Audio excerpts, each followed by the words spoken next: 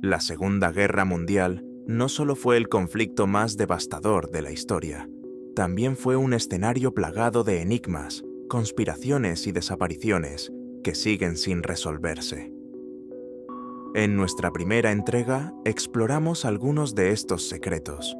Ahora, en esta segunda parte, abrimos nuevamente el archivo oculto de la guerra. Héroes y villanos que se desvanecieron sin dejar rastro. Aviones y submarinos tragados por el mar o por el misterio. Líderes cuyas muertes aún despiertan sospechas. Luces inexplicables que desafiaron a los pilotos en pleno combate. Y traiciones que nunca hallaron culpable. Estos son los relatos que la historia no logró cerrar del todo. Estas son las sombras que todavía sobrevuelan la Segunda Guerra Mundial. El misterio del U-47. Las aguas del Atlántico Norte se agitaban bajo el viento helado. Allí, en medio de la oscuridad, navegaba un fantasma de acero. El submarino alemán U-47, bajo el mando del comandante Günther Prien. Aquel sería el inicio de su 10ª patrulla de combate, una más dentro de una rutina mortal. Lo que nadie imaginaba era que, pocas noches después, el U-47 desaparecería para siempre, arrastrando consigo a 75 hombres y dejando tras de sí uno de los mayores enigmas navales de la Segunda Guerra Mundial. Prien no era un comandante cualquiera. Nacido en 1908 en Osterfeld, Alemania, se había formado como marino mercante antes de unirse a la recién renacida Marina de Guerra alemana en los años 30. Cuando estalló la guerra, ya se encontraba al mando del U-47, un submarino de tipo 7B, ágil y letal, diseñado para hostigar los vitales convoyes que abastecían a Gran Bretaña. Pero lo que convirtió a Prien en leyenda ocurrió la noche del 14 de octubre de 1939. En una operación considerada imposible, penetró la bahía de Scapa Flow, el corazón de la Royal Navy, donde descansaban los buques de guerra británicos. Bajo un silencio absoluto, el U-47 se deslizó entre redes antitorpedo y patrullas costeras hasta alcanzar el acorazado HMS Royal Oak. Un disparo certero de torpedos envió al coloso al fondo de la bahía, con más de 800 marineros. La noticia recorrió el mundo. En Alemania, la propaganda elevó a Prien al rango de héroe nacional. Hitler lo recibió personalmente y se le concedió la Cruz de Caballero de la Cruz de Hierro, la más alta distinción militar. Los periódicos lo apodaron el Toro de Scapa Flow, y en el casco de su submarino se pintó un toro embistiendo, que pronto se convirtió en el emblema de toda la 7ª flotilla de submarinos. A partir de entonces, el U-47 se convirtió en un depredador del Atlántico. En 10 patrullas hundió más de 30 barcos enemigos, entre mercantes y navíos de guerra, acumulando más de 160.000 toneladas de buques destruidos. Cada éxito se celebraba en Alemania como una prueba del poder de la Kriegsmarine, y cada patrulla era seguida con expectación tanto por la propaganda como por la propia Royal Navy, que soñaba con darle caza. Pero en febrero de 1941, el panorama había cambiado. Alemania ya no atacaba desde el Mar del Norte. Ocupada Francia ofrecía bases en el Atlántico, lo que permitía a los U-bote acercarse con mayor facilidad a las rutas de los convoyes británicos.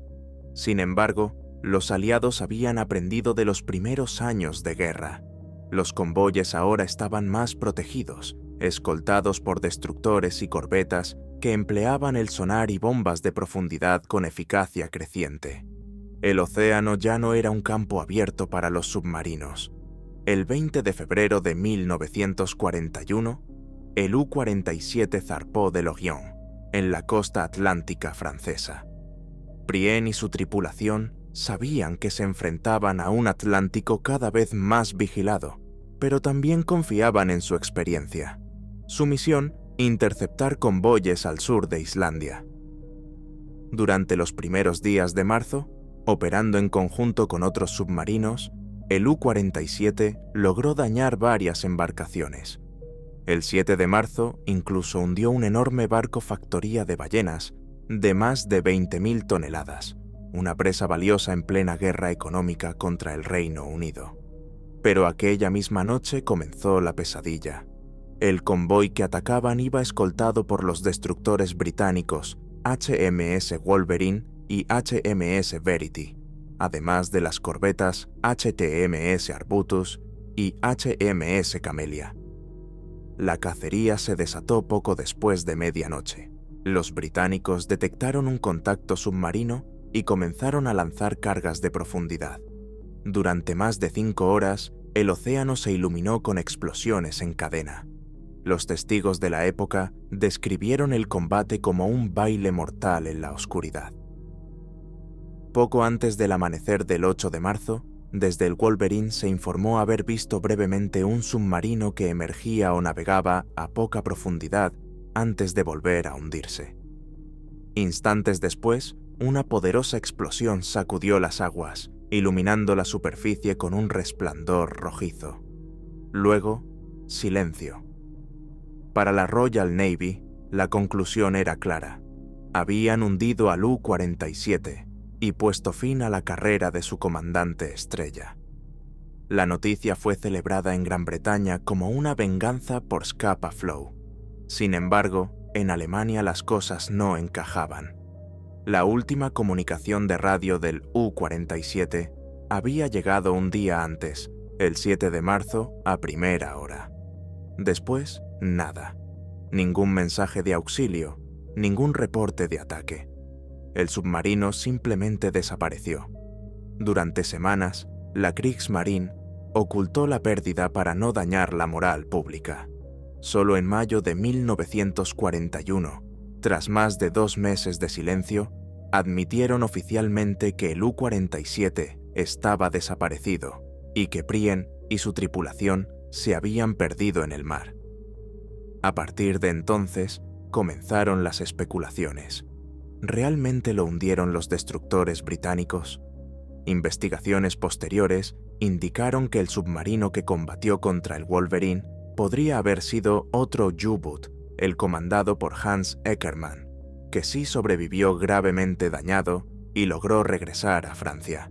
Si esa teoría es cierta, entonces el U-47 nunca fue alcanzado en ese combate. Otras hipótesis apuntan a que pudo haber chocado contra una mina perdida en el Atlántico Norte. También es posible que sufriera un fallo mecánico fatal, una fuga en el casco de presión, un fallo en los sistemas eléctricos o un incendio en las baterías, que habrían hecho imposible emitir una señal de socorro. Existe incluso una teoría inquietante, que el U-47 fue destruido por uno de sus propios torpedos defectuosos. En esa época, los torpedos alemanes eran notoriamente inestables y se conocen casos documentados de proyectiles que regresaron en círculo hasta impactar contra el submarino que los había disparado. Más allá de la especulación, lo cierto es que ni un solo resto del U-47 ha sido localizado. Ningún casco, ningún objeto, ninguna tumba en el mar que confirme la suerte de Günther Prien y sus hombres. Más de 8 décadas después, el destino del U-47 sigue siendo una incógnita. Un comandante convertido en leyenda, un submarino temido por sus enemigos y una desaparición total en el Atlántico Norte. El toro de Scapa Flow se desvaneció en la oscuridad de la guerra, dejando tras de sí uno de los misterios más insondables de la Segunda Guerra Mundial. La desaparición del U-47 y de su célebre comandante, Günther Prien, dejó más preguntas que respuestas. Fue un recordatorio brutal de lo impredecible que podía ser la guerra. Un héroe elevado por la propaganda, convertido en símbolo de poder, podía desvanecerse sin dejar rastro en una sola noche. Y este no fue un caso aislado. Durante aquellos años, el océano, el aire y hasta las ciudades parecían tragarse personas y máquinas por igual. El misterio no distinguía entre soldados o civiles, entre marineros anónimos o celebridades internacionales. De hecho, Apenas 3 años después de la desaparición del U-47, otra figura carismática y muy distinta también se desvanecería en el aire. No fue un comandante militar ni un as de submarinos, sino un músico, el hombre que había puesto ritmo a toda una generación y que, en medio de la guerra, había cambiado los escenarios de Broadway por los cuarteles del ejército. Su nombre era Glenn Miller, y su destino, como el de Günther Prien, se convirtió en un misterio que aún hoy sigue sin resolverse. Glenn Miller, el músico que se desvaneció en la guerra. Era el 15 de diciembre de 1944. En un pequeño aeródromo del sur de Inglaterra, 3 hombres se preparaban para un vuelo breve con destino a París. El invierno castigaba con un frío húmedo, el cielo permanecía cubierto por nubes bajas y una niebla espesa abrazaba la pista, dificultando la visibilidad. Entre esos 3 pasajeros había uno que no era militar de carrera, ni político ni espía. Era un músico, pero no cualquier músico. Se trataba de Glenn Miller, el director de orquesta más famoso de América, el hombre cuya música se había convertido en la banda sonora de la Segunda Guerra Mundial. Glenn Miller había alcanzado la cima de la fama a finales de los años 30. Su orquesta se transformó en la más popular de Estados Unidos, llenando salas y batiendo récords de ventas con canciones que se volvieron inmortales. In the Mood, Chattanooga Choo Choo o Moonlight Serenade. Su estilo, con arreglos innovadores y un sonido inconfundible de metales y saxofones, conquistó tanto a jóvenes como a adultos. Entre 1939 y 1942, no hubo otro artista en el país que vendiera más discos que él. Sin embargo, cuando Estados Unidos entró en la guerra, tras el ataque a Pearl Harbor, Miller tomó una decisión inesperada. En lugar de seguir disfrutando de los escenarios, las giras y los ingresos millonarios, decidió presentarse voluntario al ejército. Tenía 38 años, estaba fuera del rango de reclutamiento, pero insistió en contribuir al esfuerzo bélico. No lo haría empuñando un fusil, sino su trombón. Su misión era otra: llevar música a las tropas, elevar la moral de los soldados y ofrecerles un pedazo de hogar en medio del conflicto. Dejó atrás la seguridad de la fama y los aplausos para convertirse en capitán de las Fuerzas Armadas. Organizó una banda militar que no tardó en ganarse el reconocimiento de las tropas, con giras por bases y hospitales de campaña, y transmisiones radiales que cruzaban el Atlántico. Para miles de soldados, escuchar a Glenn Miller era sentir que la vida seguía, que había esperanza y que tarde o temprano volverían a casa. Aquel 15 de diciembre, cuando subió al avión rumbo a París, su tarea era precisamente esa: preparar un gran concierto para las tropas estadounidenses en la capital recién liberada. Pero ese vuelo nunca llegó a destino. El ejército aceptó su ofrecimiento y le otorgó el rango de mayor. Glenn Miller creó la Army Air Force Band, una orquesta militar con el mismo sonido alegre, moderno y vibrante que lo había hecho famoso en los años de paz. Con ella recorrió Estados Unidos, llenando auditorios militares, grabando emisiones radiales y produciendo programas especialmente dedicados a los soldados desplegados en el frente. Para muchos combatientes, escuchar la música de Miller no era solo entretenimiento. Era escuchar un pedazo de casa, una conexión con la vida que habían dejado atrás. En el verano de 1944, poco después del desembarco de Normandía, Miller y su orquesta cruzaron el Atlántico rumbo a Inglaterra. Allí, se instalaron en bases militares, ofrecieron conciertos en hangares repletos de pilotos y mecánicos, transmitieron por la BBC y grabaron presentaciones que incluso fueron dirigidas hacia Alemania como parte de la guerra psicológica. Su música servía como propaganda, pero también como un bálsamo. Era esperanza en tiempos de incertidumbre, alegría en medio del ruido de la guerra. En diciembre de ese mismo año, el alto mando decidió que la banda debía trasladarse a París recién liberada, para preparar un gran concierto navideño destinado a las tropas estadounidenses. El evento prometía ser un símbolo, el triunfo de la vida sobre la barbarie, del swing sobre el silencio impuesto por la ocupación.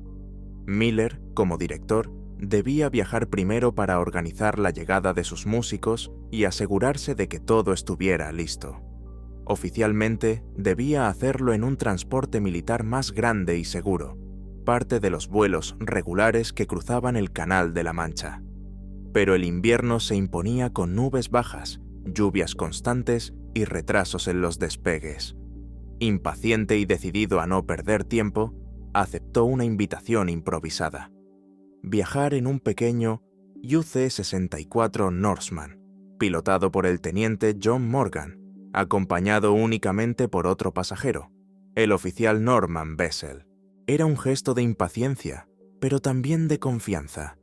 Nadie imaginaba que ese breve vuelo hacia París terminaría convirtiéndose en uno de los misterios más desconcertantes de la Segunda Guerra Mundial. A la 1:55 de la tarde del 15 de diciembre de 1944, el pequeño Norseman despegó envuelto en una niebla espesa. Su destino era un aeródromo en las afueras de París. Nunca llegó. La desaparición no fue advertida de inmediato. Como el vuelo había sido improvisado y no figuraba en los registros oficiales, nadie lo esperaba a una hora exacta ni en un lugar concreto. Fue solo cuando la orquesta aterrizó en París y descubrió que Miller no estaba allí para recibirlos cuando se encendieron las primeras alarmas. Días más tarde, el ejército confirmó lo inevitable. El avión había desaparecido en algún punto sobre el Canal de la Mancha. Glenn Miller estaba muerto, o perdido para siempre. Las investigaciones oficiales apuntaron pronto a una causa simple y devastadora: el mal tiempo. El Norseman no estaba diseñado para resistir condiciones de hielo, y su motor podía congelarse con facilidad. Volar bajo, sin visibilidad y rodeado de nubes densas, era casi una sentencia de muerte. La hipótesis aceptada fue la de un accidente. El avión cayó al mar y se hundió sin dejar rastro. Ningún resto del fuselaje, ningún cuerpo, ninguna prueba material fue encontrado jamás. Sin embargo, la falta de evidencias concretas dio espacio a teorías más inquietantes. La más célebre surgió décadas después, cuando un piloto británico, Fred Shaw, aseguró que aquel mismo día había visto un pequeño avión precipitarse al canal. Según su testimonio, la caída ocurrió después de que un escuadrón de bombarderos aliados, al regresar de una misión abortada, arrojara su carga de bombas antes de aterrizar. Para algunos, la conclusión era obvia. Glenn Miller pudo haber sido víctima de un trágico fuego amigo, pero el relato estaba lleno de sombras. Los registros de vuelo de ese día no coincidían exactamente con la versión de Shaw, y la densa niebla hacía extremadamente difícil identificar un aparato desde gran altura. Aún así, la idea de que el músico más famoso de América hubiera muerto no por el enemigo, sino por error de sus propios aliados, se convirtió en una de las leyendas más persistentes de la guerra. Con el tiempo, aparecieron otras teorías. Algunas hablaban de problemas mecánicos más complejos. Otras, más atrevidas, insinuaban que Miller nunca subió a aquel avión, que su destino fue distinto y deliberadamente ocultado. Lo cierto es que, igual que con Heinrich Müller, la historia se cerró en un silencio espeso. Un avión perdido, un ícono desaparecido y un misterio que sobrevivió a las décadas. Otras versiones, más sensacionalistas, aseguraban que Glenn Miller jamás subió a aquel avión perdido en la niebla. Según estos rumores, habría muerto en París, en circunstancias incómodas o escandalosas que el ejército prefirió encubrir para no empañar la imagen del ídolo. Algunas versiones hablaban de un ataque cardíaco súbito en la habitación de un hotel. Otras, más noveleras, mencionaban un supuesto encuentro con una espía o con una amante secreta. Nunca hubo pruebas sólidas que sostuvieran tales historias, pero en la confusión de la posguerra, cualquier vacío de información se convertía en terreno fértil para la especulación. Y así, el misterio no hizo más que alimentar la leyenda.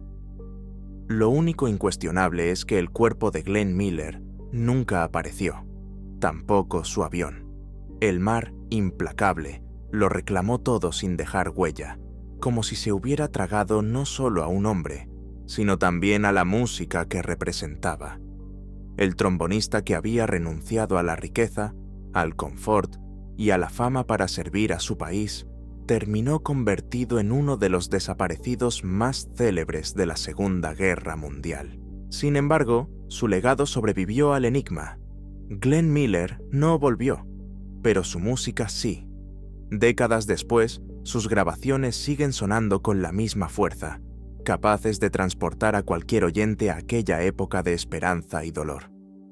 Cada vez que resuena Moonlight Serenade o que arranca el ritmo vibrante de In the Mood, revive también la pregunta que nunca obtuvo respuesta.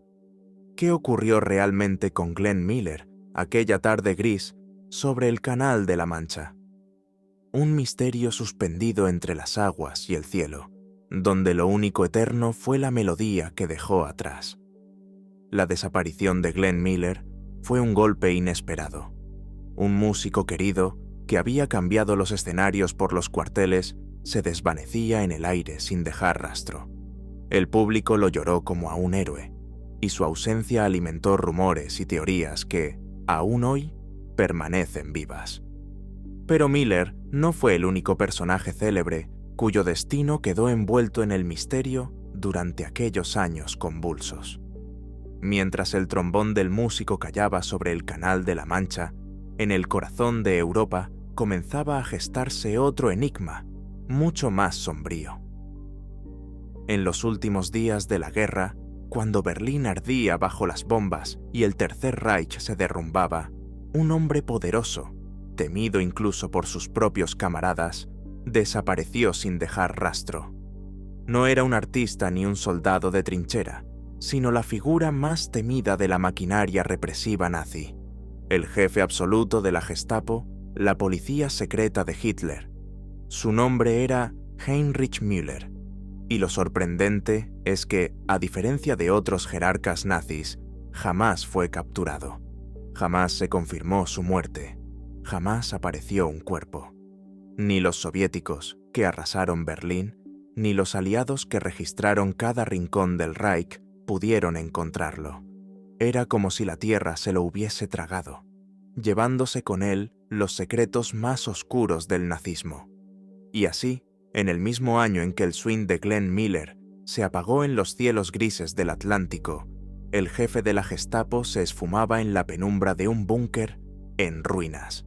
Dos desapariciones distintas, unidas por un mismo elemento, el silencio. Un silencio que, con el paso de las décadas, solo volvió más insondables sus misterios. Heinrich Müller, el jefe de la Gestapo que se desvaneció en la derrota Berlín. Primavera de 1945. La ciudad era un campo de ruinas humeantes, atravesada por el eco constante de los bombardeos y el estruendo de la artillería soviética que avanzaba inexorable. El Tercer Reich se desmoronaba, devorado por sus propios crímenes y derrotado por el poder combinado de los ejércitos aliados.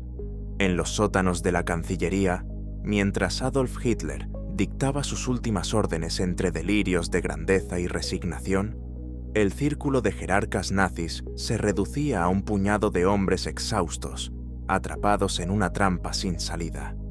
Entre ellos, uno desapareció de manera tan misteriosa como inquietante: Heinrich Müller, el temido jefe de la Gestapo. Müller había nacido en 1900 en Múnich, en el seno de una familia modesta. No fue un político carismático ni un ideólogo ferviente del nacionalsocialismo. Su verdadera fuerza residía en algo más oscuro, una disciplina férrea y una capacidad implacable para hacer funcionar la maquinaria represiva del régimen. Bajo su mando, la Gestapo se transformó en un instrumento de control absoluto, diseñado para sofocar cualquier disidencia. Vigilancia, delación, tortura y persecución eran sus métodos cotidianos. Müller no hablaba en mítines ni escribía panfletos, pero su poder se extendía en silencio por todo el Reich. Era el hombre que conocía los secretos de todos, el guardián de expedientes que podían decidir la vida o la muerte de millones. Cuando en abril de 1945 Berlín fue rodeada por el Ejército Rojo, Müller permanecía en su oficina en el corazón del búnker del Reich. Los testimonios lo describen aún con su uniforme negro impecable, fumando cigarrillos uno tras otro, con la calma aparente de quien sabe que el fin es inevitable. Frente a sus hombres, repetía una frase que helaba la sangre: «Nunca caeré vivo en manos de los rusos ni de los aliados». Su destino parecía trazado. Sin embargo, lo que ocurrió después se convirtió en uno de los enigmas más perturbadores del final de la guerra. A diferencia de otros jerarcas nazis, no se halló su cuerpo, ni quedó registro de una fuga clara. En los días del derrumbe, cuando Hitler ya se había suicidado y Goebbels había seguido el mismo camino, Müller simplemente desapareció. Ni los soviéticos, que ocuparon la Cancillería, ni los servicios de inteligencia aliados encontraron rastro alguno. Las versiones fueron múltiples. Algunos aseguraron que murió en los combates finales y que su cadáver quedó sepultado bajo las ruinas. Otros afirmaron que logró escapar utilizando las redes clandestinas que ayudaron a muchos nazis a huir hacia América del Sur. También hubo quienes insinuaron que fue capturado en secreto por los soviéticos, deseosos de aprovechar sus conocimientos sobre espionaje y represión. Lo cierto es que, a diferencia de tantos otros criminales nazis que enfrentaron juicios en Nuremberg, Heinrich Müller se desvaneció en el aire. El hombre que había construido uno de los aparatos represivos más temidos del siglo XX desapareció sin dejar huella, y con él se esfumaron los secretos más oscuros de la Gestapo. Después, el silencio. Cuando los soviéticos tomaron Berlín, Heinrich Müller había desaparecido sin dejar rastro.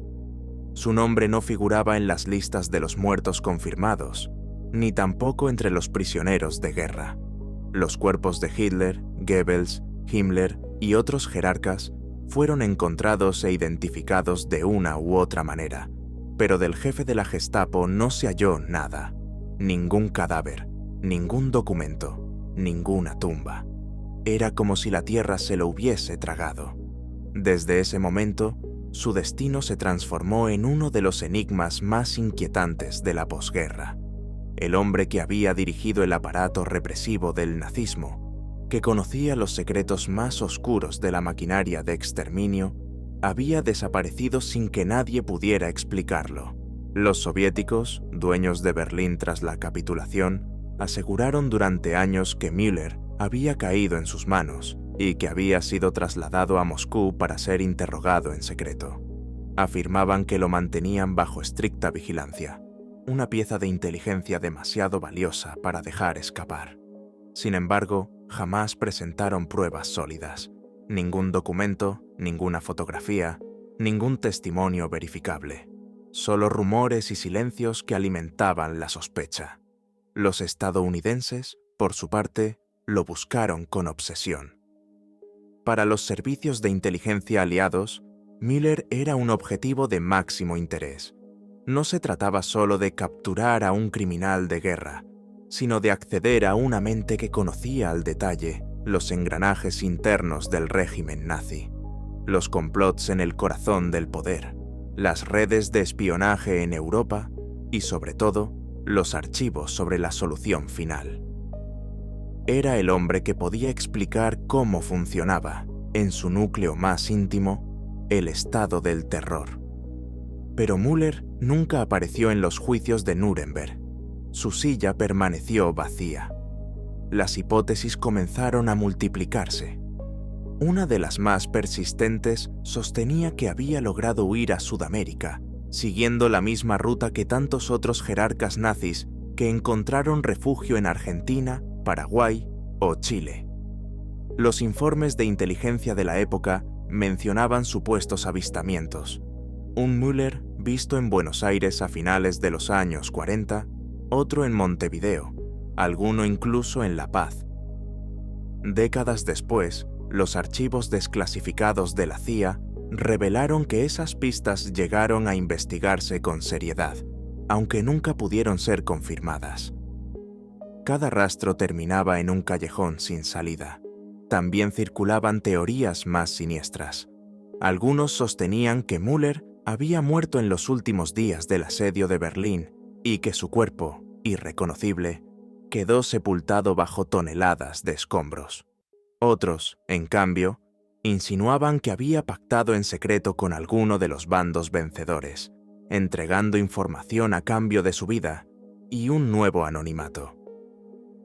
La idea de que el jefe de la Gestapo hubiese vivido oculto, protegido bajo otra identidad, resultaba tan inquietante como verosímil en el mundo turbulento de la Guerra Fría. El enigma se prolongó durante décadas. Mientras otros nombres del nazismo eran capturados, juzgados y condenados, la figura de Heinrich Müller flotaba como un fantasma sobre los archivos de inteligencia. Cada pista, cada testimonio y cada rumor reforzaban la sensación de que su destino seguía siendo uno de los mayores misterios del siglo XX. Otra posibilidad, sostenida por varios investigadores, es que Heinrich Müller muriera durante los últimos días de la batalla de Berlín, en medio del caos y la destrucción que redujo a la capital alemana a un campo de ruinas. Tal vez su cuerpo quedó sepultado bajo toneladas de escombros o arrojado a una fosa común sin nombre, perdido entre miles de cadáveres anónimos. En los años 60, excavaciones en un cementerio berlinés descubrieron restos humanos que fueron atribuidos tentativamente a Müller. Durante un tiempo, se creyó que el enigma había llegado a su fin. Sin embargo, las pruebas resultaron endebles y los análisis posteriores no fueron concluyentes. La identidad del cadáver nunca pudo confirmarse. El misterio, lejos de resolverse, volvió a crecer. Ese enigma se alimenta de un detalle inquietante. A diferencia de otros jerarcas nazis, Müller no había cultivado una imagen pública reconocida. Su rostro no aparecía en los carteles de propaganda, ni en los noticieros del Reich. Era un hombre de sombras, más temido que conocido, lo que habría facilitado una posible huida bajo una identidad falsa. Con un nuevo nombre y un pasaporte apócrifo, podía desaparecer con mayor facilidad que figuras de la talla de Goebbels o Göring. Pero no solo era cuestión de anonimato. Müller tenía lo que muchos otros no: contactos en la policía y en los servicios de inteligencia, acceso a redes clandestinas y, sobre todo, secretos de un valor incalculable. Había sido el guardián de archivos que comprometían a medio continente, desde los complots internos en el corazón del nazismo hasta los detalles más oscuros de la solución final. Su conocimiento abarcaba operaciones clandestinas, nombres de agentes dobles y estrategias de espionaje que podían inclinar la balanza de la Guerra Fría. Y fue precisamente ese cúmulo de secretos lo que, para algunos historiadores, marcó su destino. Müller sabía demasiado sobre el régimen al que sirvió y demasiado sobre los aliados que lo derrotaron. Para algunos, esa fue la clave de su desaparición. Alguien se aseguró de que sus conocimientos nunca vieran la luz.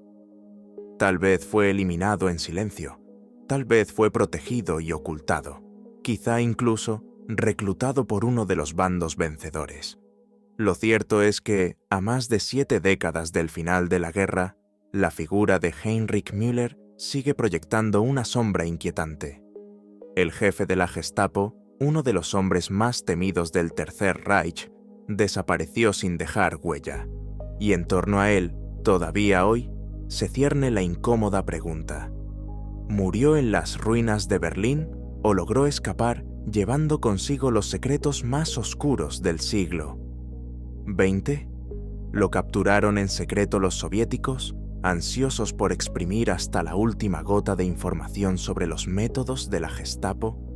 ¿Fue reclutado en la sombra por los estadounidenses en una operación clandestina similar a la que trasladó a científicos nazis bajo la llamada Operación Paperclip?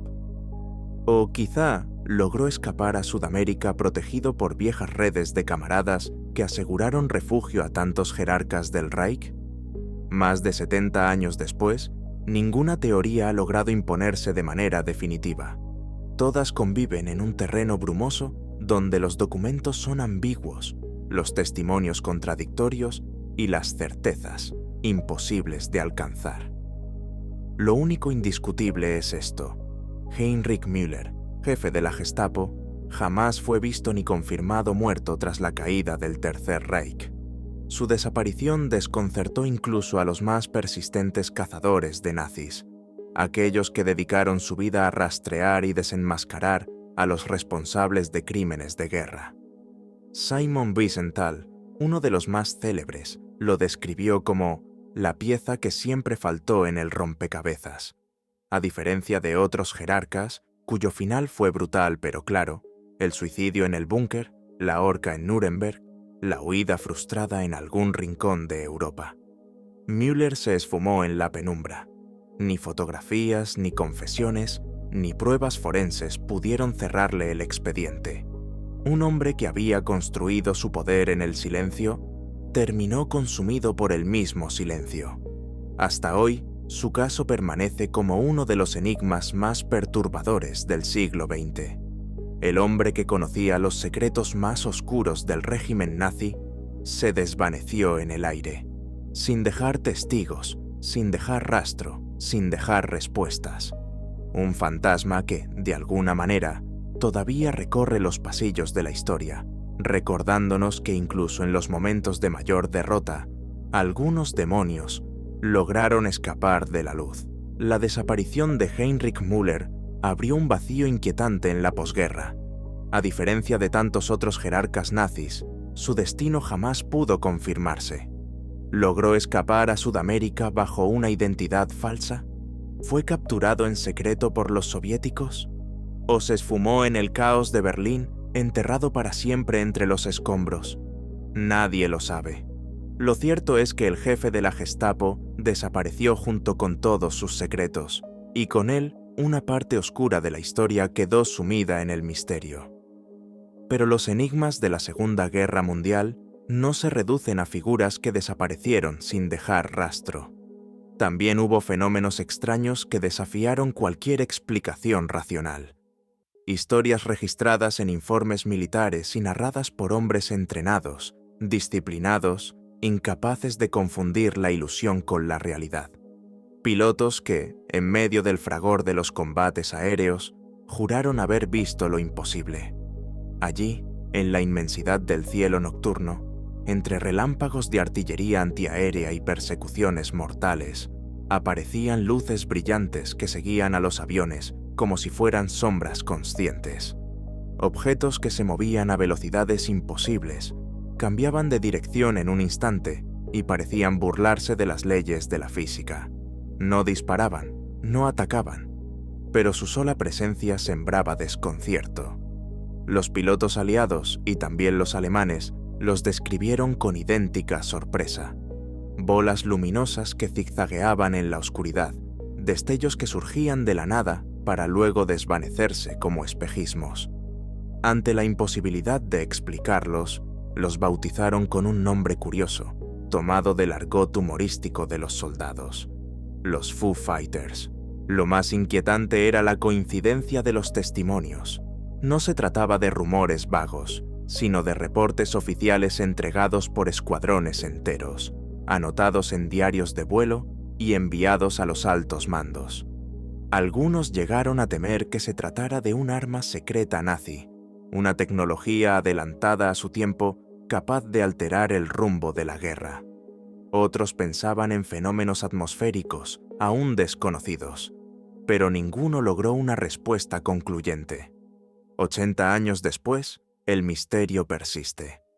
Los Foo Fighters permanecen como uno de los enigmas más fascinantes de la Segunda Guerra Mundial. Luces en el cielo que no obedecían a ninguna lógica conocida. Apariciones que aún hoy dividen a los investigadores entre quienes creen en errores de percepción y quienes sospechan que, quizá, hubo algo más allá de lo humano observando las batallas desde la oscuridad.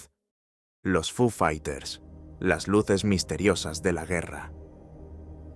La Segunda Guerra Mundial no solo fue un conflicto de ejércitos, tanques y bombarderos. También fue un escenario donde el misterio parecía mezclarse con la pólvora. En las noches más oscuras, en medio de cielos cubiertos por fuego antiaéreo y trazadoras, los pilotos comenzaron a reportar algo que no encajaba con ninguna lógica conocida. Entre 1944 y 1945, decenas de escuadrones, en distintos frentes, describieron encuentros con fenómenos aéreos imposibles de catalogar. No eran cazas enemigos, no eran globos meteorológicos, no eran bengalas, eran luces que se movían con precisión, como si tuvieran voluntad propia. Se trataba de destellos brillantes, esferas luminosas de color rojo, naranja o blanco, que aparecían de repente junto a los bombarderos y cazas. Algunas volaban en formación, como si escoltaran a los aviones aliados. Otras surgían en solitario, seguían a los pilotos durante minutos y luego desaparecían sin dejar rastro. Los hombres aseguraban que intentaban maniobras evasivas, pero las luces respondían como si se burlaran de ellos, adelantándolos, frenando en seco o girando de una forma que ninguna máquina de la época podía replicar. El fenómeno desconcertó tanto que necesitaba un nombre. Los soldados, con su humor áspero de guerra, lo tomaron de un cómic popular de la época, Smokey Stover, cuyo protagonista solía decir, "Where there's Foo, there's fire". Así nacieron los Foo Fighters, un apodo sarcástico para lo que era, en realidad, un misterio aterrador. Los reportes se multiplicaron especialmente en el frente europeo a finales de 1944, cuando los bombarderos aliados sobrevolaban Alemania en misiones nocturnas. Escuadrones enteros aseguraban haber visto hasta media docena de estas esferas a la vez, flotando cerca de las alas o siguiéndolos en trayectorias imposibles. En ocasiones parecían acompañarlos de forma pasiva, como si observaran. En otras, realizaban maniobras que daban la impresión de hostigamiento. Pero nunca disparaban, nunca atacaban directamente. Era como si solo quisieran demostrar que estaban allí. Lo más sorprendente era que los pilotos alemanes también reportaban encuentros similares. La Luftwaffe registró testimonios de sus hombres que hablaban de luces extrañas sobre el Rin o los Balcanes. Es decir, no eran armas secretas de un solo bando. Eran un fenómeno compartido, inexplicable para todos. Para los combatientes, que volaban de noche sobre territorios enemigos, el cielo ya era un infierno de estrés y peligro. Ver aquellas luces que no podían ser cazas, ni bengalas, ni proyectiles, generaba una inquietud que iba más allá de la guerra. Los Foo Fighters no respondían a las armas, no aparecían en los radares y parecían moverse según sus propias reglas. Eran, para los hombres que los vieron, un recordatorio de que incluso, en medio del conflicto más tecnológico de la historia, había cosas que escapaban a toda explicación. En ocasiones, las luces parecían divertirse con los cazas. Se acercaban a una velocidad imposible. Se quedaban suspendidas en el aire como desafiando las leyes de la física, y de pronto desaparecían para reaparecer en otro punto del cielo. Era como si jugaran al gato y al ratón con pilotos exhaustos que ya de por sí luchaban contra el frío, la fatiga y el fuego enemigo. Lo más perturbador era que ninguna de esas apariciones quedaba registrada en los radares, y los artilleros descubrieron con desesperación que tampoco podían alcanzarlas con las ametralladoras de a bordo. La inquietud creció aún más cuando se supo que no solo los aliados tenían estos encuentros. Pilotos alemanes también comenzaron a reportar fenómenos similares en sus patrullas nocturnas. En mitad de un combate aéreo, podían ver luces que no pertenecían a ninguno de los bandos, objetos que los seguían en silencio o que cruzaban a toda velocidad el espacio entre cazas y bombarderos. Eso dejaba claro algo desconcertante. El misterio no tenía bandera. En los primeros informes oficiales, la explicación más lógica fue pensar que se trataba de armas secretas del enemigo. Entre los aliados se extendió la idea de que los Foo Fighters eran parte de un programa de investigación alemán, algún tipo de dron primitivo, un misil guiado por radio, o incluso un arma psicológica diseñada para aterrorizar a los pilotos en plena misión.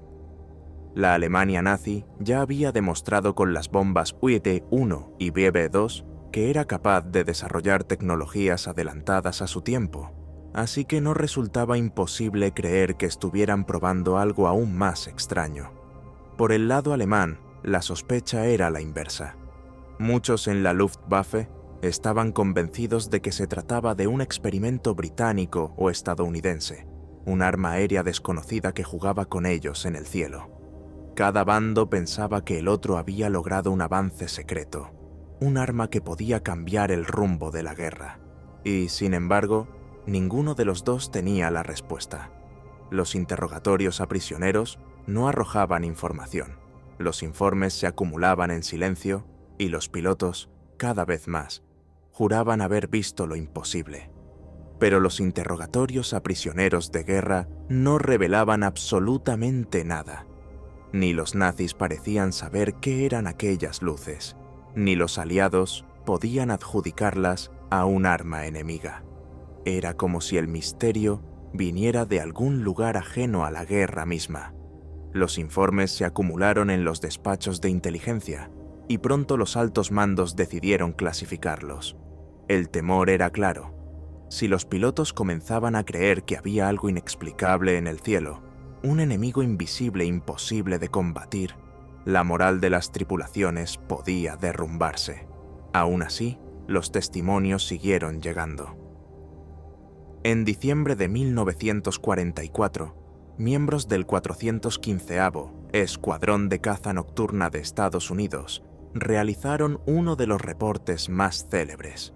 Aseguraron haber visto hasta 9 esferas de fuego persiguiendo su avión a gran velocidad en medio de una misión sobre Alemania. Maniobraron con todas sus fuerzas para perderlas, descendiendo, subiendo, girando en picado. Pero las luces imitaban cada movimiento con una precisión desconcertante, como si estuvieran jugando con ellos, burlándose de cada intento de escape. No fue un caso aislado. En otra ocasión, un bombardero B-29 que sobrevolaba el Pacífico informó que una esfera luminosa apareció de la nada y los acompañó durante varios minutos. La tripulación entera la vio, la describió, la siguió con la vista. No era un reflejo, no era una ilusión. La luz parecía tener un comportamiento propio, como si estuviera observándolos. Y de la misma manera en que había llegado, desapareció sin dejar rastro. Lo más llamativo era la consistencia de los relatos. No se trataba de un par de pilotos fatigados que creyeron ver algo extraño. Eran tripulaciones completas, decenas de hombres en distintos frentes que describían fenómenos similares. Unos en Europa, otros en el Pacífico, y más tarde incluso en el norte de África. Siempre luces, siempre esferas que aparecían y desaparecían, que seguían a los aviones como sombras luminosas imposibles de alcanzar. No eran alucinaciones aisladas, eran experiencias compartidas por soldados disciplinados, entrenados para observar y reportar con precisión. Y cuanto más se acumulaban los testimonios se acumulaban, y con cada nuevo reporte, más grande se hacía el misterio de los Foo Fighters. La guerra había dejado claro que la tecnología avanzaba a pasos agigantados, pero nada de lo que se conocía podía explicar aquellas luces que desafiaban la lógica del combate aéreo. Con el paso del tiempo, surgieron teorías que buscaban darles sentido. La más racional apuntaba a fenómenos atmosféricos. Algunos expertos señalaron que podían tratarse de simples reflejos de luz en las capas superiores del aire, espejismos creados por la refracción en noches frías y cargadas de humedad. Otros hablaron de descargas eléctricas naturales, muy similares al llamado fuego de San Telmo, un fenómeno que desde siglos atrás los marineros habían descrito como resplandores que danzaban sobre los mástiles de los barcos en medio de tormentas. En este caso, sería lo mismo, pero sobre las alas y fuselajes de los aviones. También se sugirió que la fatiga extrema, el estrés del combate y el agotamiento podían provocar ilusiones ópticas colectivas, un engaño de los sentidos que múltiples tripulaciones interpretaron de la misma manera. Sin embargo, para muchos pilotos que los vieron de cerca, esas explicaciones resultaban insuficientes. Las luces no eran manchas estáticas ni destellos pasajeros. Se movían con inteligencia, reaccionaban a las maniobras, aceleraban y frenaban como si tuvieran un control deliberado. Y esa sensación de que alguien las dirigía era lo que más inquietaba a los testigos. Otros investigadores sugirieron que no eran fenómenos naturales, sino prototipos de armas secretas. En plena guerra, tanto Estados Unidos como Alemania trabajaban en proyectos experimentales, misiles guiados, cohetes de alta velocidad, sistemas de interferencia y guerra electrónica. ¿Y si los Foo Fighters eran parte de esos programas, nunca reconocidos oficialmente? El propio ejemplo de las bombas volantes UMP-1 y de los cohetes M-2 demostraba que la ciencia estaba alcanzando territorios antes impensables. Quizá esas esferas luminosas fueron simples pruebas de laboratorio llevadas al frente, armas que nunca llegaron a producción masiva, pero que dejaron su huella en los cielos de la guerra. Y por supuesto, estaba la teoría más inquietante de todas, la que vinculaba a los Foo Fighters con el fenómeno OVNI. Para algunos, aquellas luces no podían ser humanas, no obedecían a ninguna tecnología conocida, no respondían a las leyes de la aerodinámica y parecían más observadoras que hostiles. Bajo esta visión, los Foo Fighters no fueron armas ni fenómenos meteorológicos, sino visitantes de otro mundo. Intrusos atraídos, quizás, por el mayor conflicto armado de la historia de la humanidad, observando desde el cielo cómo los hombres se destruían entre sí. Lo cierto es que, al día de hoy, ninguna teoría ha logrado explicar con certeza qué fueron aquellos fenómenos. Ninguno de ellos fue capturado. No hay restos ni pruebas físicas, solo los relatos consistentes de los hombres que los vieron en los cielos de Europa, del Pacífico y del norte de África. Y aunque las explicaciones racionales parezcan más plausibles, los Foo Fighters siguen ocupando un lugar ambiguo entre lo real y lo inexplicable. Un misterio que, casi 80 años después, todavía nos obliga a preguntarnos: ¿qué fue lo que realmente vieron aquellos pilotos en medio de la guerra? Lo cierto es que, a día de hoy, los Foo Fighters siguen siendo un misterio sin resolver.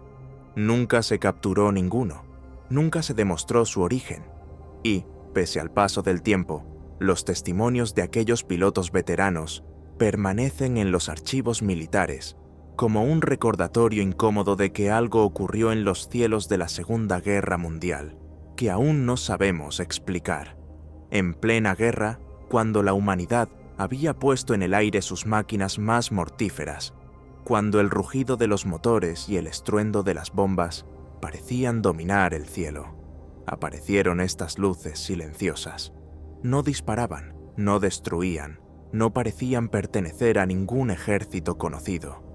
Solo estaban allí, desafiando la lógica, obligando a los hombres que las vieron a cuestionar todo lo que sabían sobre la guerra y sobre la realidad misma.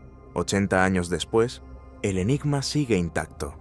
Los Foo Fighters se convirtieron en un símbolo de lo inexplicable, un recordatorio de que incluso en el conflicto más documentado de la historia, todavía quedan sombras, episodios que escapan a la razón y que alimentan tanto la ciencia como la imaginación. Y así, lo que comenzó como simples bolas de fuego, reportadas por pilotos agotados, se transformó en una de las leyendas más persistentes de la guerra. Una que todavía hoy nos obliga a preguntarnos: ¿qué fue lo que realmente vieron aquellos hombres en las noches más oscuras del conflicto? ¿Un fenómeno natural? ¿Un arma secreta? ¿O algo más allá de lo humano? Los Foo Fighters quedaron como un enigma suspendido en los cielos de la guerra.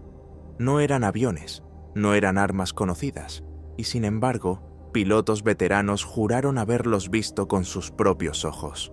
Un misterio que no dejó restos materiales, solo preguntas sin respuesta, y que demostró cómo incluso en medio de la ciencia y la tecnología bélica más avanzada, el cielo podía ocultar secretos imposibles de descifrar. Pero no todos los enigmas de la guerra vinieron del aire en forma de luces inexplicables. Algunos ocurrieron mucho más cerca de la Tierra, en despachos, aeródromos y pasillos cargados de intriga política.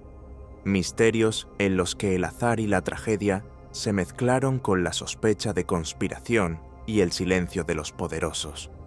Uno de los más sonados fue el de un hombre que simbolizaba la resistencia de toda una nación. El general Władysław Sikorski, primer ministro del gobierno polaco en el exilio y comandante en jefe de sus fuerzas armadas. Era 1943, y tras años de lucha diplomática incansable por mantener viva la causa de Polonia en el escenario internacional, abordó un avión británico en Gibraltar con rumbo a Inglaterra. El despegue fue rutinario, el cielo estaba despejado y el mar en calma. Pero apenas unos minutos después, el aparato cayó bruscamente al agua, estrellándose frente a la costa.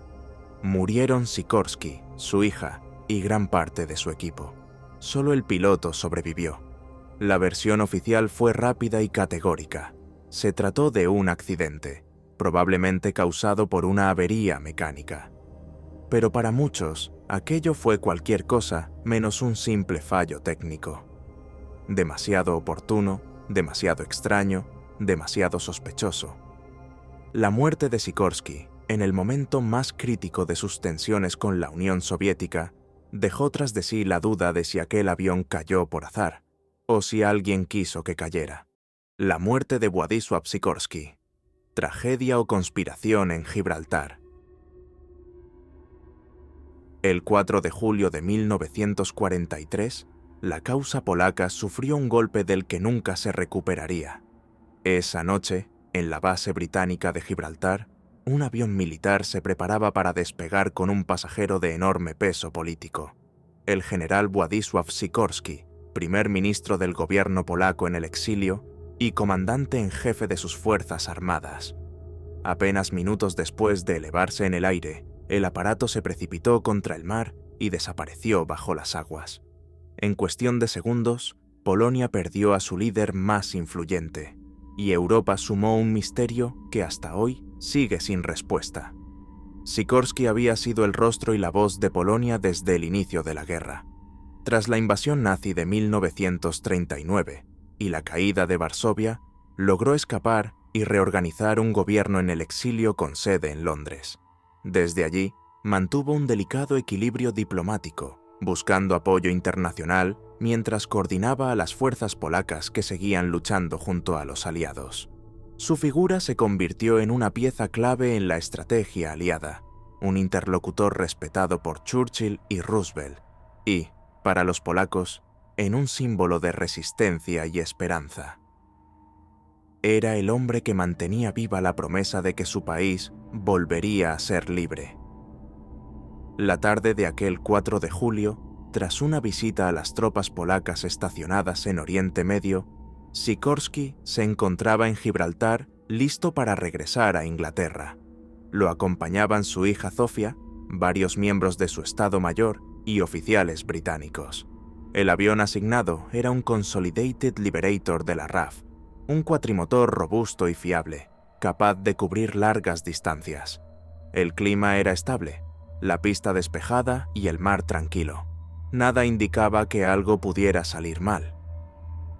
El embarque se desarrolló con normalidad. Los pasajeros tomaron asiento, la tripulación revisó los últimos detalles y el aparato comenzó a rodar por la pista.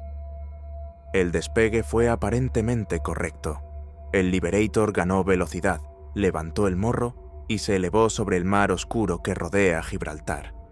Todo parecía en orden, pero apenas unos segundos después, cuando el avión apenas había comenzado a ganar altura, ocurrió lo inesperado. El aparato perdió estabilidad, cayó bruscamente y se estrelló contra las aguas, hundiéndose casi de inmediato frente a la mirada atónita de los presentes. En ese instante, la causa polaca se quedó sin su líder más fuerte, y Europa entera presenció el inicio de un enigma que nunca lograría resolverse por completo. Sin embargo, apenas unos segundos después del despegue, el avión comenzó a perder altura de forma repentina y terminó por estrellarse contra el agua, a escasos metros de la pista. En cuestión de instantes, el aparato quedó destrozado y se hundió en el mar. De las 17 personas a bordo, solo una logró sobrevivir: el piloto, de origen checo, que fue rescatado por pescadores locales. Todos los demás, incluido Sikorsky, su hija y la mayor parte de su Estado Mayor, murieron en el acto. La versión oficial no tardó en llegar. Las autoridades británicas comunicaron que la causa había sido un fallo técnico, probablemente una avería en los controles de la aeronave. Se abrió una investigación rápida y se concluyó que se trataba de un accidente, cerrando el caso sin dar más explicaciones. Pero aquella conclusión no convenció a todos. Desde el mismo momento del siniestro, comenzaron a circular sospechas de conspiración. Para muchos polacos, resultaba demasiado oportuno que Sikorsky desapareciera precisamente en ese momento tan delicado. El general se había enfrentado abiertamente a Stalin tras el hallazgo de las fosas de Katyn, donde miles de oficiales polacos habían sido ejecutados por la NKVD soviética. Había exigido una investigación internacional que señalara a los responsables, un gesto que ponía en aprietos a la Unión Soviética en plena guerra. Stalin tenía motivos de sobra para desear su silencio, y algunos sospechaban que los británicos, necesitados de mantener la alianza con Moscú, habían preferido mirar hacia otro lado. Otros señalaron que no todo se reducía a la presión soviética o a la diplomacia internacional. También existían tensiones internas dentro del propio movimiento polaco en el exilio. Las rivalidades políticas, las disputas por el control y la dirección del futuro de Polonia habían generado un ambiente enrarecido. No faltaron quienes insinuaron que algunos sectores vieron en la muerte de Sikorsky la oportunidad de eliminar a un líder demasiado dominante y difícil de reemplazar. Incluso hubo versiones más directas que apuntaban a los servicios secretos británicos. Según esta hipótesis, Londres habría permitido, o incluso facilitado, el accidente con el fin de mantener intacta la unidad de la alianza contra Hitler, evitando que las denuncias de Sikorsky sobre Katyn rompieran la relación con Stalin en un momento crucial de la guerra. El hecho de que el único superviviente fuese precisamente el piloto no hizo más que alimentar las sospechas. Para algunos fue un golpe de azar, para otros una señal de que la tragedia estaba cuidadosamente orquestada. Décadas después, nuevas investigaciones reabrieron el caso y hallaron inconsistencias en los informes originales. Los rumores de sabotaje volvieron a cobrar fuerza, reforzando la idea de que lo ocurrido aquella noche difícilmente había sido un accidente. La muerte de Sikorsky supuso un golpe irreparable para la causa polaca. Sin él, el gobierno en el exilio perdió gran parte de su autoridad moral y política, y su capacidad de influencia en las negociaciones internacionales se redujo notablemente. Para muchos, su desaparición marcó un punto de quiebre. La voz de Polonia, firme y desafiante, se apagó justo cuando más necesaria era en la gran mesa aliada. Hoy, más de 80 años después, el caso sigue envuelto en un halo de misterio. Nadie ha podido dar una respuesta definitiva. ¿Fue realmente un accidente provocado por un fallo mecánico o se trató de una operación encubierta disfrazada con la coartada perfecta? ¿Cayó Sikorsky víctima de la fatalidad del vuelo o fue eliminado deliberadamente porque su presencia resultaba incómoda para los grandes poderes que se jugaban el destino de Europa. El avión en el que viajaba permanece en el fondo del mar de Gibraltar, convertido en un sepulcro silencioso que quizá guarde la verdad definitiva. Pero hasta ahora, ninguna investigación ha logrado extraer una explicación que cierre todas las dudas, y es esa ausencia de respuestas lo que ha mantenido viva la sospecha durante generaciones. La muerte de Władysław Sikorski no solo fue una tragedia para Polonia, que perdió a su líder más influyente en plena guerra, sino también un episodio que debilitó la voz polaca en la mesa de los aliados. Oficialmente se habló de accidente, pero para muchos resultó demasiado oportuno, demasiado conveniente para no pensar en conspiración. Un líder incómodo desaparecía, y con él, gran parte de la esperanza de un pueblo que quedó huérfano de dirección en el momento más decisivo de su historia. Con su caída, no solo se truncó la vida de un hombre, sino también la posibilidad de que Polonia defendiera con más fuerza su destino en el reparto del mundo tras la guerra. Su ausencia abrió la puerta a sospechas, a luchas internas y a la certeza amarga de que, en la Segunda Guerra Mundial, incluso los aliados podían sacrificar a un hombre y a una nación en nombre de la estrategia. Pero los misterios de la guerra no siempre se escribieron en los cielos plagados de luces extrañas, ni en los mares que se tragaban barcos y submarinos sin dejar rastro. A veces nacían en escenarios mucho más reducidos, en lugares ocultos, silenciosos, íntimos, en rincones donde las familias se aferraban a la vida en condiciones imposibles, mientras afuera el mundo se desmoronaba bajo la violencia y la persecución. En esos espacios estrechos, en áticos y habitaciones escondidas, también quedaron preguntas que nunca encontraron respuesta.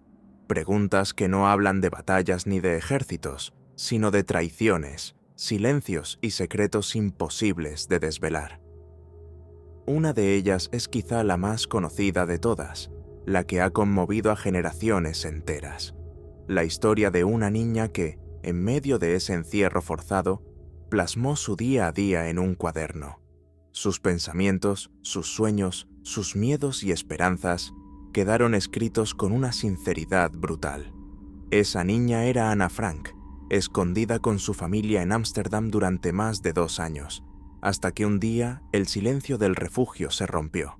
La Gestapo irrumpió en su escondite, detuvo a todos sus ocupantes y puso fin al secreto que les había permitido sobrevivir hasta entonces. La voz de Ana se convirtió después en símbolo universal del horror del nazismo, pero tras aquel arresto quedó un enigma que nunca se resolvió. ¿Quién fue el que los entregó? ¿Quién abrió la puerta del anexo secreto a los verdugos? Un misterio que, 80 años después, todavía sigue sin respuesta definitiva. ¿Quién entregó a Ana Frank? El misterio del delator. En el verano de 1942, en una casa de Ámsterdam, una familia judía se ocultaba del mundo exterior. Eran los Frank, Otto, Edith y sus hijas Margot y Anna. Con ellos vivían también la familia Van Pels y más tarde Fritz Pfeffer, un dentista amigo de la familia. Durante más de 2 años permanecieron escondidos en un anexo secreto detrás de la empresa de Otto Frank, un espacio oculto tras una estantería que se convirtió en su único universo. El mundo exterior llegaba a ellos solo a través de la radio y de los ayudantes leales que arriesgaban su vida para abastecerlos. Mientras tanto, Ana Frank, la hija menor, escribía en su diario. Allí relataba la claustrofobia del encierro, las tensiones de la convivencia, sus sueños, miedos y pensamientos. Nunca imaginó que esas páginas se convertirían en una de las voces más emblemáticas del siglo XX. El 4 de agosto de 1944, el silencio del refugio terminó. Oficiales de la Gestapo, acompañados por agentes holandeses colaboracionistas, irrumpieron en el edificio y arrestaron a todos los ocupantes. Nadie en el escondite sobreviviría a la guerra, excepto Otto Frank. El destino de Ana deportada a Auschwitz y luego a Bergen-Belsen, fue el mismo que el de millones de judíos. Murió en 1945, poco antes de la liberación. Desde el principio, quedó una pregunta sin respuesta. ¿Cómo descubrió la Gestapo el escondite? ¿Quién había delatado a los Frank? Durante décadas, historiadores, investigadores y hasta detectives modernos han tratado de encontrar al culpable. Varios nombres han aparecido como sospechosos. Uno de ellos fue Willem van Maren, un empleado de la empresa de Otto, que nunca inspiró confianza y que habría tenido motivos para denunciar. Sin embargo, tras la guerra, nunca se encontraron pruebas sólidas en su contra. Otro sospechoso fue Tony Allers, un simpatizante nazi que había extorsionado a Otto Frank en el pasado. Algunos creen que pudo haber informado a la Gestapo, aunque las pruebas de su implicación también resultaron débiles. Incluso entre los propios colaboradores holandeses que ayudaron a los Frank, se investigó la posibilidad de una traición, aunque la mayoría fueron descartados por falta de evidencias.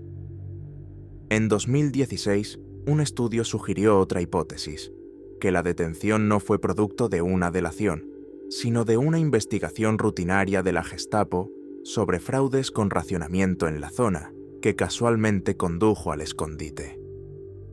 En 2022, un equipo internacional de investigadores, empleando técnicas modernas de análisis forense de archivos, señaló a Arnold van den Berg, un notario judío que habría entregado direcciones de escondites a la Gestapo con el fin de proteger a su propia familia.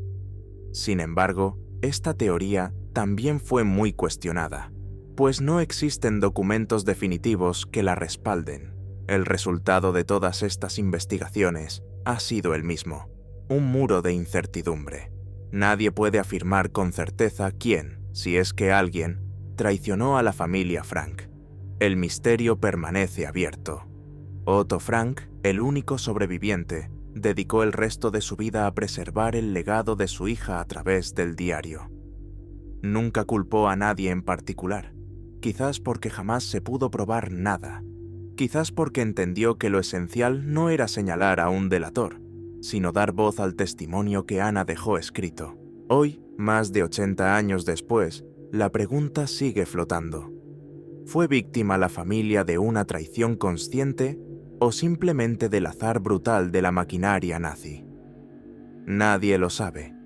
Lo único cierto es que, entre millones de historias truncadas, la de Ana Frank se convirtió en un símbolo universal, y con ella, el misterio de quién abrió aquella puerta sigue siendo una herida sin cerrar. El destino de Ana Frank y su familia dejó tras de sí una de las preguntas más dolorosas de la guerra. ¿Quién los traicionó? Décadas de investigaciones no lograron dar una respuesta definitiva, y el misterio sigue vivo, como un eco que acompaña a la voz de Ana en su diario. Una traición silenciosa, quizá nunca comprobada, que convirtió un escondite en una trampa mortal. Pero no todos los enigmas de la guerra se reducen a conspiraciones humanas. Algunos ocurrieron después, cuando los ecos del conflicto aún resonaban y el mundo intentaba regresar a la normalidad.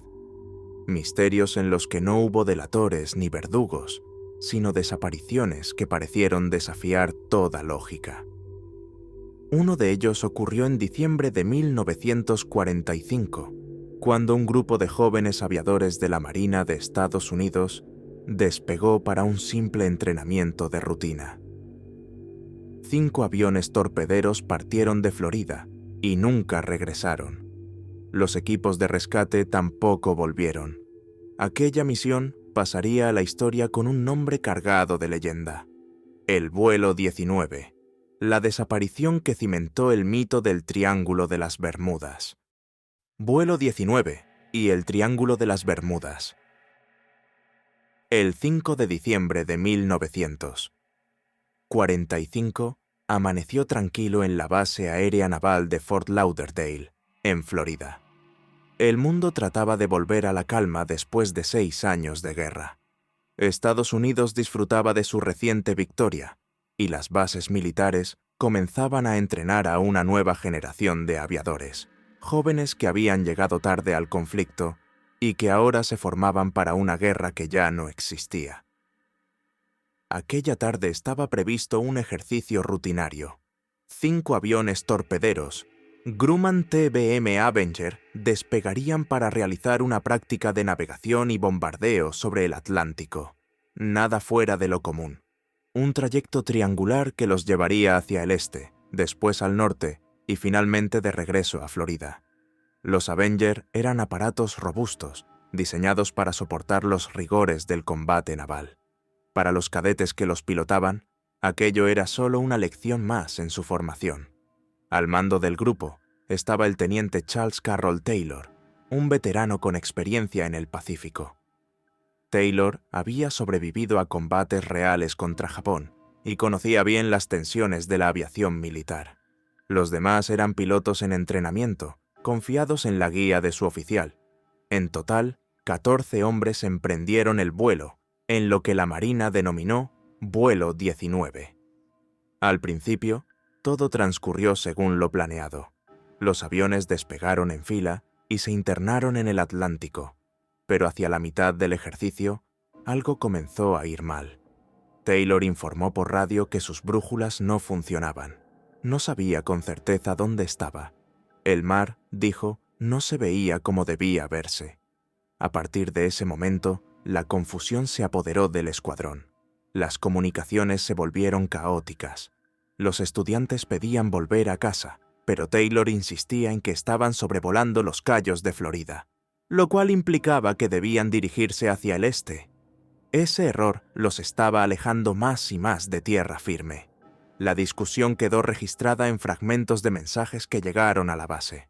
No sabemos dónde estamos, no podemos distinguir el oeste del este. Las horas pasaban. El sol comenzaba a caer y el clima empeoraba. Se formaron nubes densas. La visibilidad cayó y el Atlántico se agitó con marejadas crecientes. Los pilotos, cada vez más desesperados, intentaban mantener la formación.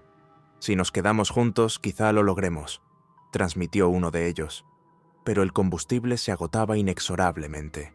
Los últimos mensajes fueron los más inquietantes. «Estamos entrando en aguas blancas. Parece que vamos a hundirnos». Después, nada más. El vuelo 19 se desvaneció en el aire, sin rastro alguno. La Marina reaccionó de inmediato. Esa misma noche despegó un hidroavión de rescate Martin Mariner con 13 tripulantes. Minutos después de salir, también desapareció. Nunca se encontró. Algunos barcos en la zona reportaron una explosión en el cielo, y la versión oficial fue que el hidroavión explotó por un fallo técnico, algo habitual en ese modelo. Pero el misterio se profundizó. En cuestión de horas, se habían perdido 6 aviones y 27 hombres. La búsqueda fue masiva. Durante semanas, más de 300 aeronaves y 21 barcos peinaron el océano. No hallaron restos de fuselajes, ni chalecos salvavidas, ni cuerpos. Absolutamente nada. El mar parecía habérselos tragado. La explicación oficial apuntó a un error humano agravado por condiciones meteorológicas adversas. Taylor, confundido por la navegación, habría guiado al escuadrón hacia mar abierto, donde se quedaron sin combustible y cayeron al agua. El hidroavión de rescate, por su parte, habría explotado en vuelo. Caso cerrado. Pero la ausencia total de restos avivó la especulación. Algunos hablaron de anomalías magnéticas que habrían desorientado los instrumentos de navegación. Otros de tormentas repentinas, capaces de engullir aviones enteros. Con el tiempo, las teorías se volvieron más extravagantes. Abducciones extraterrestres, experimentos militares secretos, incluso la influencia de una supuesta Atlántida sumergida.